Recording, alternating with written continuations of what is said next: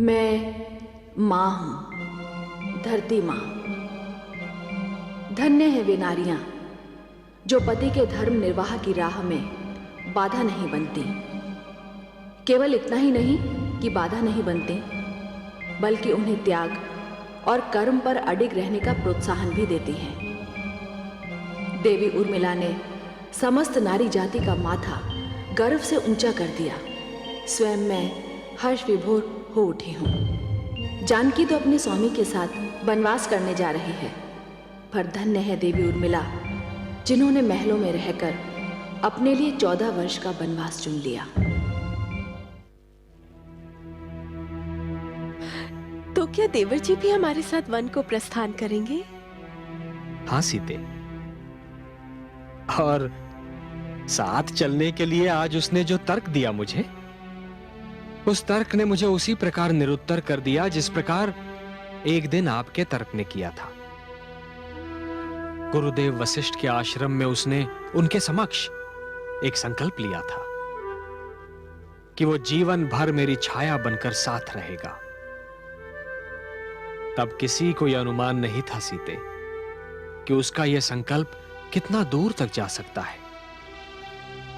आज उसके अनुरोध को मैं ठुकरा नहीं सका। तब तो मेरी बहन उर्मिला भी साथ चलेगी? नहीं भाभी श्री, देवी उर्मिला हमारे साथ नहीं जाएंगी। क्यों? जब मैं अपने पति के साथ जा सकती हूँ, तो मेरी बहन अपने पति का साथ क्यों छोड़ेगी? भाभी श्री, जब मेरी पत्नी को मेरा संकल्प ज्ञात हुआ और यह ज्ञात हुआ कि मैं अपने भ्राता और भाभी श्री के साथ उनका सेवक बनकर जा रहा हूं, तो उन्होंने स्वयं ही मुझे कहा कि एक सेवक को यह अधिकार नहीं है कि वो अपनी अर्धांगिनी को अपने साथ ले जाकर अपने भ्राता पर बोझ डाले। और उन्होंने ही मुझे आप दोनों के साथ अकेले जाने की अनुमति प्रदान की है।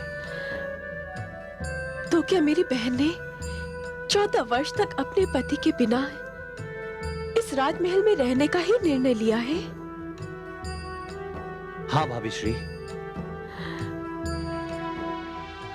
स्वामी, मैं अभी आती हूँ।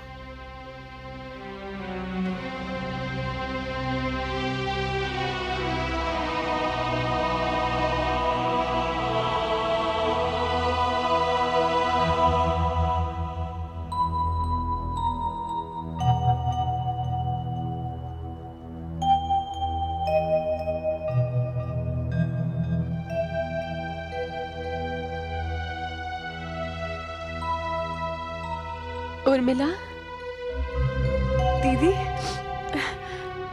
आइए ना, आइए, बैठिए, कहिए। वैसे तो मैं तुमसे विदा ले चुकी हूँ, किंतु ऐसा लगा कि मैं तुमसे एक बार फिर ना मिलूं तो मेरी इच्छा अधूरी रह जाएगी। क्या दीदी, कैसी इच्छा? तुम्हारे चरण छूने की इच्छा। ये क्या कह रही हैं दीदी आप? आपकी बात सुनने से पहले मेरे कान पत्थर के क्यों ना बन गए? नहीं उर्मिला, संसार के लिए मैं अवश्य ही तुमसे बड़ी हूं, किंतु आज जो मैंने सुना उसको सुनने के उपरांत ऐसा लगा जैसे कि तुम मुझसे भी बड़ी हो। मैं तो अपनी तपस्या में अपने पति के साथ हूं, किंतु तुम्हारी तपस्या, उसकी कल्पना तो कोई साधारण स्त्री कर ही नहीं सकती। तुमने तो अपने पति का साथ त्याग दिया है, वो साथ जो हर विवाहित स्त्री का जन्मसिद्ध अधिकार होता है। दीदी, नहीं उर्मिला, ये त्याग केवल वही स्त्री कर सकती है जिसका हृदय बहुत बड़ा हो, अस्तित्व बहुत महान हो।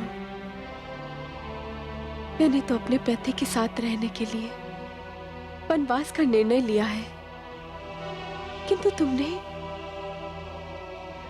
तो राजमहल में रह के वनवास का निर्णय लिया है, अकेलेपन का वनवास। सूनेपन का वनवास, राजमहल का वनवास। नहीं दीदी, मैंने कुछ नहीं किया।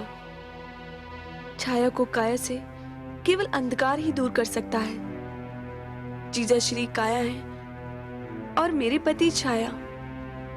क्या मैं छाया को काया से दूर करने के लिए अंधकार बन जाती? फिर तो मेरा जीवन नर्क समान बन जाता। मैंने कोई त्याग नहीं किया है, केवल पातिव्रत धर्म का पालन किया है।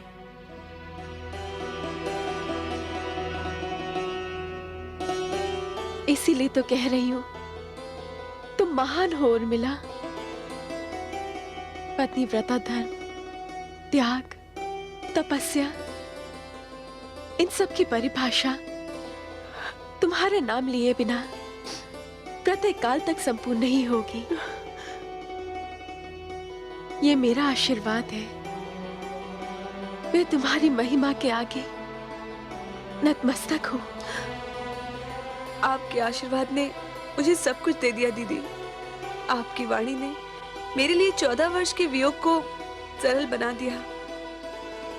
जब भी मुझे आपकी आज के दिन की बातें याद आएंगी, मुझे लगेगा कि आप मेरे पास ही हैं। आप सदा ही मेरा आदर्श रही हैं। ये त्याग है, तपस्या, जो भी है, मैंने आप ही से सीखा है।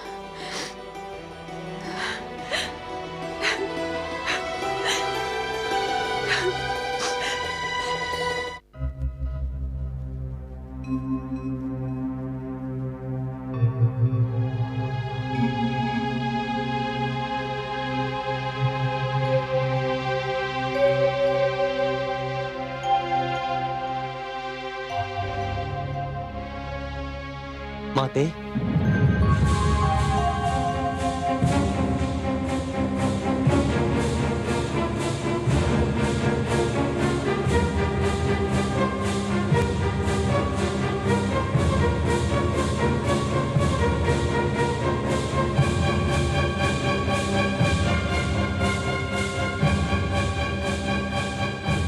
ये क्या पुत्र, तुमने ये वस्त्र क्यों धारण कर रखे हैं?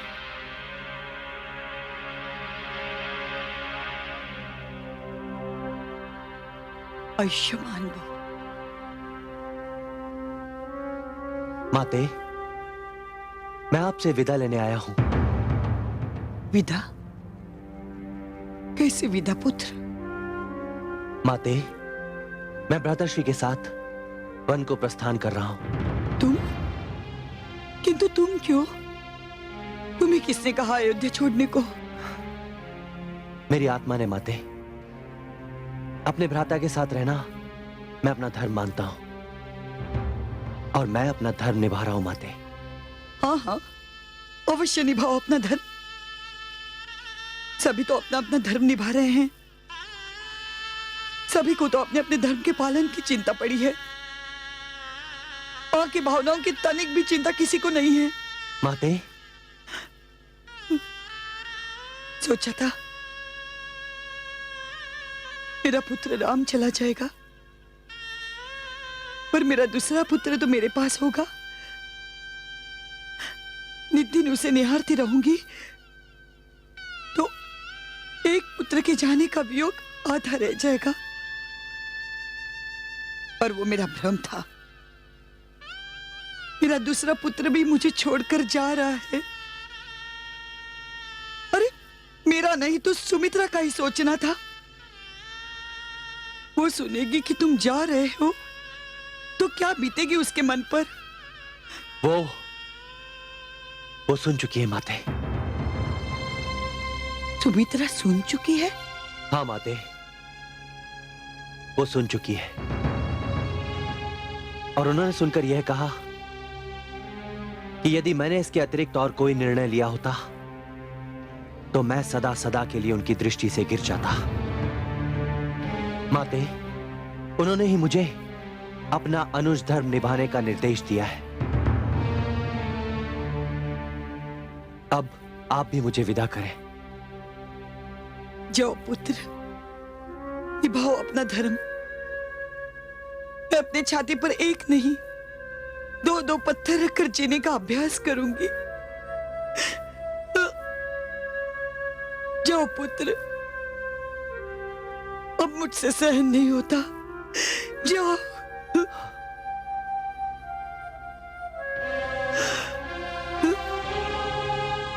आशीर्वाद दीजिए माते।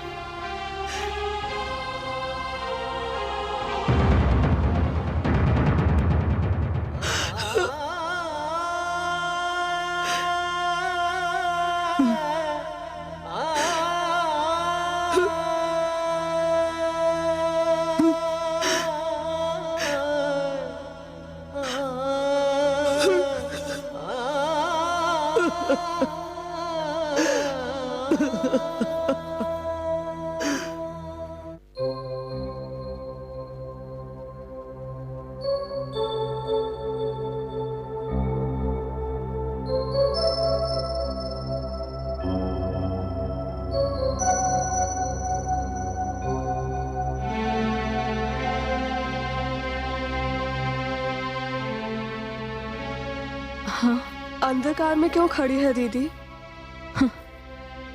अंधकार तो हमारे जीवन पर छा गया है।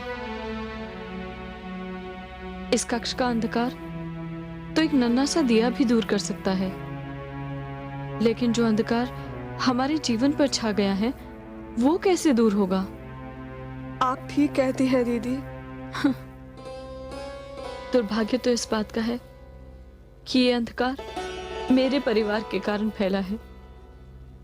मुझे चिंता इस बात की है कि ऐसी कठिन घड़ी में मेरे पति भी अयोध्या में नहीं है।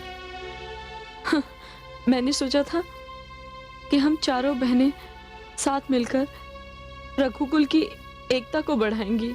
दीदी, हम 4 बहनों में तो अब भी कोई मतभेद नहीं है, और सत्य पूछो तो हमारे पतियों में भी आपसी मतभेद नहीं है। यदि राजकुमार भरत यहाँ होते तो संभवतः ये सब होता ही नहीं जो हो रहा है। हाँ बहन, कुछ दिन अपने पतिदेव के साथ रहकर मुझे विश्वास हो गया है कि यदि वो यहाँ होते तो ये अनर्थ कभी नहीं होता, किंतु मुझे समझ नहीं आ रहा कि अब किया क्या जाए। आज अयोध्या नगरी में हर एक नेत्र अश्रुओं से भीगे हुए हैं। इन अश्रुओं को केवल हमारे आंचल ही पोंछ सकते हैं। दीदी, हमें अपने आंसू पीकर माताओं के आंसू पोंछने होंगे। हमें पिताश्री का भी ध्यान रखना होगा। दीदी, ये उदास होकर बैठ जाने का समय नहीं है।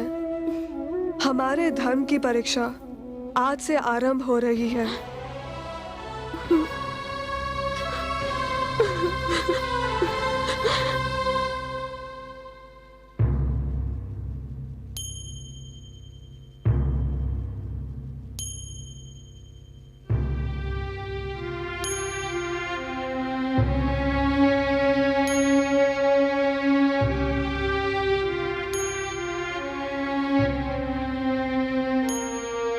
ये क्या अनर्थ हो गया स्वामी? क्या कहूं देवी, ईश्वर ने मुझे देखने, सुनने और बोलने की शक्ति ही दी। ना दी होती तो आज वो नहीं देखता जो देखना पड़ रहा है, वो नहीं सुनता जो सुनना पड़ रहा है, वो नहीं कहता जो श्री राम को कहना पड़ा कि महारानी के कही के हट के कारण वो युवराज नहीं बनेंगे। देवी, आज मेरी आंखों के सामने वो परिवार बिखरा जा रहा है जिसकी एकता समस्त संसार के लिए उदाहरण थी, और मैं इसका एक मूक दर्शक बनकर खड़ा हूं। ये सब तो किसी ने स्वप्न में भी नहीं सोचा था। जो स्वप्न में भी नहीं सोचा था वो सत्य आज आंखों के सामने खड़ा है। ईश्वर महाराज पर दया करे। स्वामी, आपको महाराज को छोड़कर नहीं आना चाहिए था। सत्य कह रही हो देवी, इस कठिन घड़ी में न जाने कब उन्हें आवश्यकता पड़ जाए। मैं जाता हूं।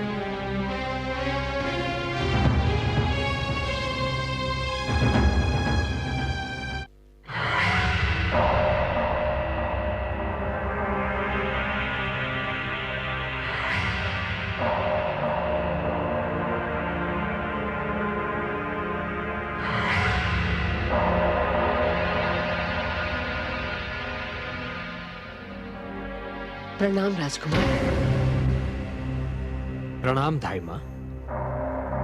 कहिए कैसे कष्ट किया?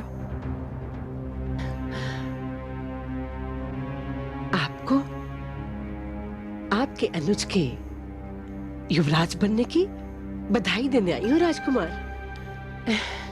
धन्यवाद दाई मां। आपने तो कभी सोचा भी ना होगा कि मेरा भरत भी कभी अयोध्या का युवराज बन सकता है। दाई मां, सत्य तो यह है कि मैंने कभी इसके अतिरिक्त और कुछ सोचा ही नहीं। अनुज भरत को ही अयोध्या का युवराज बनना चाहिए। जी? मैंने तो पिताश्री से तभी कह दिया था जब उन्होंने मुझे युवराज बनाने की घोषणा की थी कि वो अपने इस निर्णय पर पुनर्विचार कर लें। क्यों? क्यों? क्योंकि भरत मुझसे अधिक श्रेष्ठ युवराज सिद्ध होगा। मुझे डर लगता है, किंतु इस अवसर की प्रसन्नता में मैं आपको लड्डू खिलाने आई थी। तो खिलाइए ना। भय किस बात का धाई मां? राजकुमार लक्ष्मण ने क्रोध में मेरे लड्डुओं का थाल गिरा दिया था। मैं अनुज लक्ष्मण की ओर से क्षमा मांगता हूं। तो फिर लीजिए। यूं नहीं धाई मां, आप अपने हाथों से खिलाएंगी तभी इन लड्डुओं का स्वाद बढ़ जाएगा।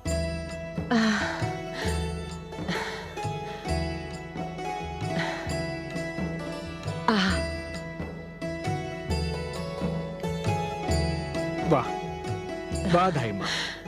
धाई मां,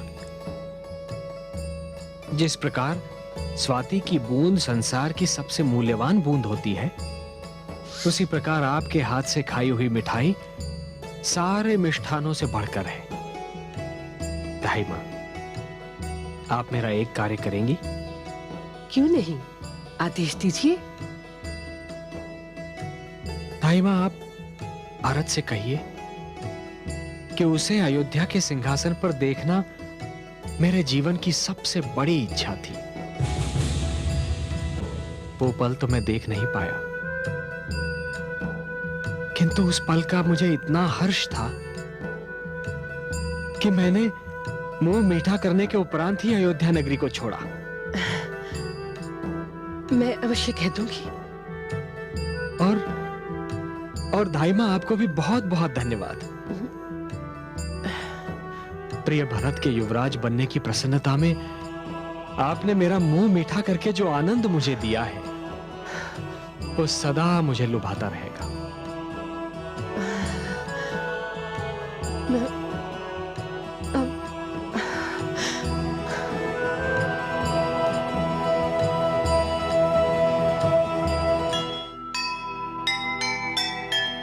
कहाँ नीच मति मंथरा और कहाँ श्री राम, पानी पर बिजली गिरे हो जाए बेकार। सच्चे जन सेवक सदा चलते अपनी राह, ना माया का मोह कुछ ना सता की चाह, ना सता की चाह। जीव ज्ञान ब्रह्म ज्ञान हस श्री